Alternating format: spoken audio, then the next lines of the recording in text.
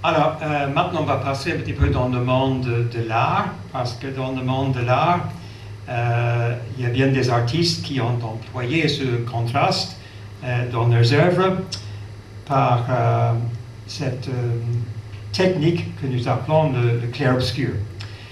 Et aussi dans la photographie, c'est qu'il y a un photographe parmi nous ce soir, au moins un.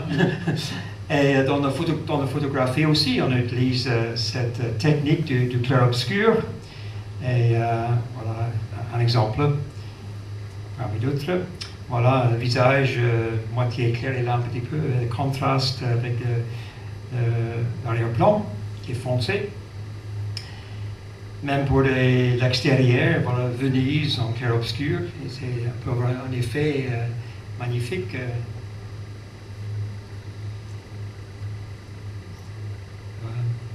Petit garçon qui joue le piano, il y a encore le clair-obscur. Alors, le clair-obscur vient d'un mot italien, qui est chiaroscuro, et c'est un mot qui veut dire un fort contraste entre lumière et obscurité. On sait que dans le clair-obscur, des parties claires d'un tableau côtoient immédiatement des parties plus sombres pour créer ce contraste très marqué. Et puis les sujets sont parfois foncés, obscurs, mais il y a une lumière, comme a dit Esther, qui tombe sur la partie à souligner dans le tableau. Hein. Et là, nous voyons un exemple du clair-obscur. Alors, la technique du clair-obscur a été principalement développée par le Caravage, le voici. Son vrai nom, c'était Michelangelo Merici de Caravaggio. Excusez mon accent italien, mais voilà. Et il était celui qui a initié, si vous voulez, cette technique du clair-obscur, qui en quelque sorte est devenue sa marque de fabrique. Alors, il y a un système qui a été lancé en mouvement, on appelle le caravagisme, donc, qui porte son nom. Et là, nous voulons maintenant voir quelques exemples de ces tableaux. Un de ces tableaux qui est très connu, c'est Narcisse. Ce personnage mythologique qui est tombé amoureux de son propre reflet. Hein. Et son nom décrit toujours des gens qui prennent plaisir à s'occuper d'eux-mêmes. On parle parfois du narcissisme. Hein. Et notons dans ce tableau l'effet du clair-obscur, comme la lumière est employée pour faire ressortir l'expression dans ce tableau. Caravaggio, le Caravage, peint pas mal de tableaux basés sur des histoires de la Bible ou des personnages dans la Bible. Et dans la plupart de ces tableaux, les personnages sont placés sur un fond très obscur. Et puis cette lumière qui brille sur la partie à souligner. Ici, par exemple, nous avons Thomas qui doutait. On connaît l'histoire de Thomas. Quand Jésus est ressuscité, il s'est montré à ses disciples, mais Thomas n'était pas là. Alors, prochaine fois, une semaine plus tard, Jésus s'est révélé de nouveau à ses disciples et Thomas était là. Il était invité à mettre son doigt dans la blessure du Christ. Et puis, voilà, c'était le moment de découverte pour Thomas. Et le clair-obscur est employé pour montrer ce moment de découverte. Le Caravage était quelqu'un qui avait pas mal de questions. Et je pense que c'est pour ça qu'il aimait bien Thomas qui doutait, qui avait des questions. Et puis, là, nous avons la déclaration faite par Thomas. Il a reconnu en cette personne, Jésus, hein, et il adresse comme mon Seigneur et mon Dieu. Là, c'est un tableau du roi David quand il était berger. Et notez que la lumière vient de l'extérieur du tableau, depuis en haut, et qui brille sur ce jeune homme dans ce tableau.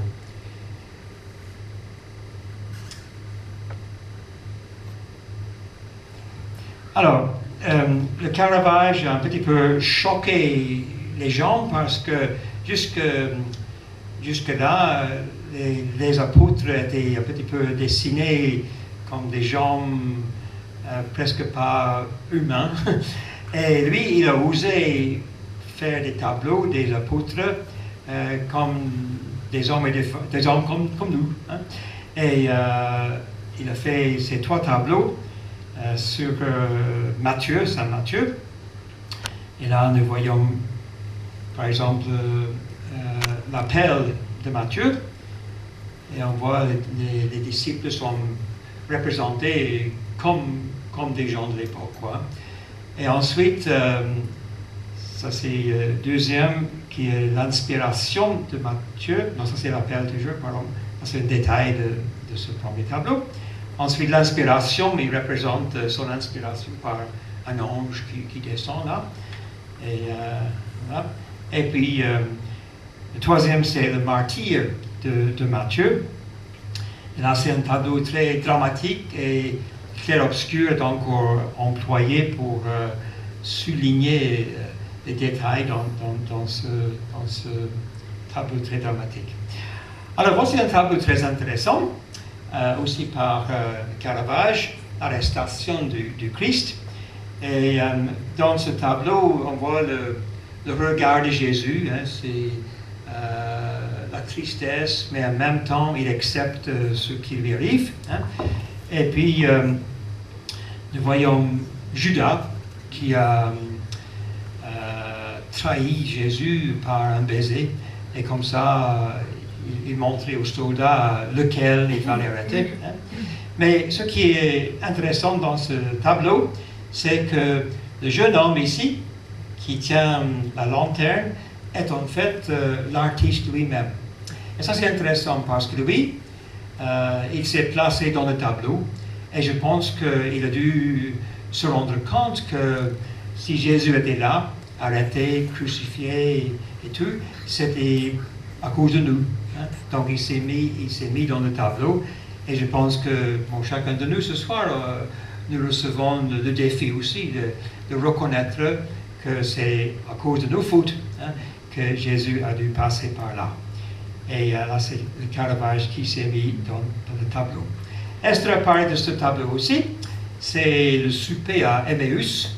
C'est les amis qui marchaient sur le chemin. Et puis, Jésus est venu, mais ils n'ont pas reconnu. Et puis, après, quand il a soupé avec eux, il a remercié Dieu, et là, ils ont reconnu que c'était ce Jésus. Et là encore, le clair-obscur est employé pour montrer les visages, étonner un petit peu, et l'aubergiste qui est là, hein, qui est aussi étonné que les autres. Là, c'est la conversion de l'apôtre Paul. Il s'appelait Saul à l'époque. Et lui, il était en train de persécuter les chrétiens. Il pensait bien faire. Et puis sur la route de Damas, un jour, il a été arrêté par le Seigneur, et il a vu une grande lumière qui a brillé.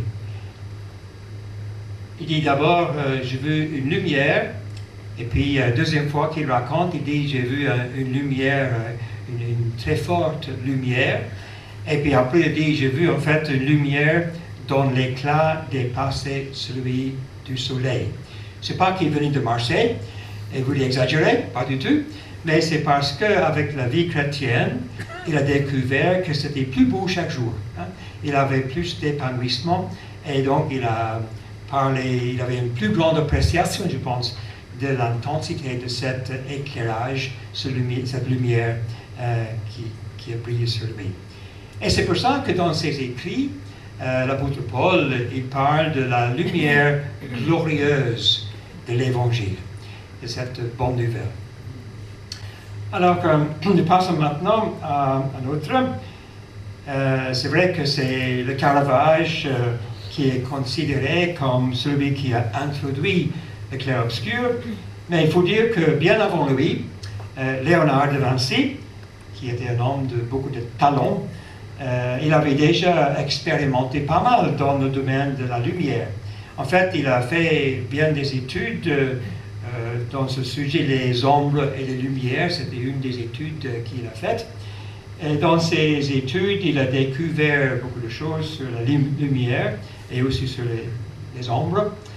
Et on sait que dans son travail scientifique et aussi dans son travail d'artiste, souvent on parle des lumières et des ombres. En fait, il était très passionné par la lumière et très intéressé par la lumière cendrée et il cherchait à comprendre l'origine, comment ça arrive. Vous regardez la lune par exemple ce soir, s'il n'y a pas de nuages, et vous allez voir un petit peu cette lumière cendrée qui fascinait vraiment Léonard. Alors, voilà, petit schéma, on va pas prendre le temps ce soir pour l'analyser, mais c'est juste pour expliquer ce que Léonard de Vinci avait trouvé il y a bien des années. Hein.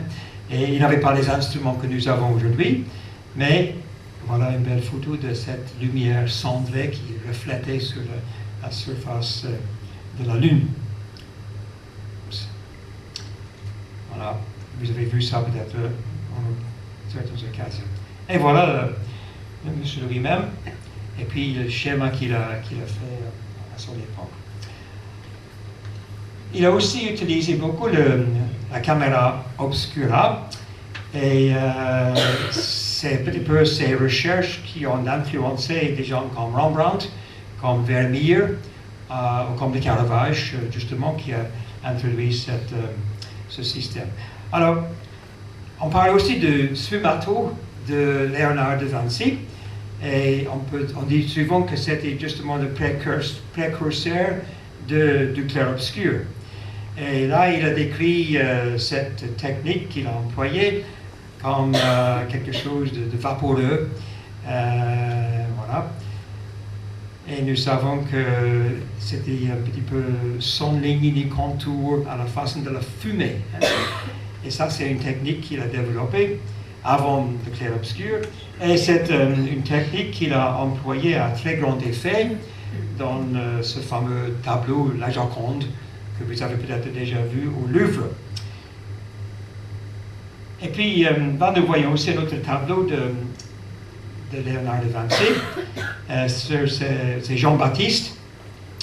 Jean-Baptiste qui n'était pas la lumière, il a dit, mais qui était là pour refléter la lumière, pour introduire la lumière. C'était celui qui a introduit Jésus. Hein.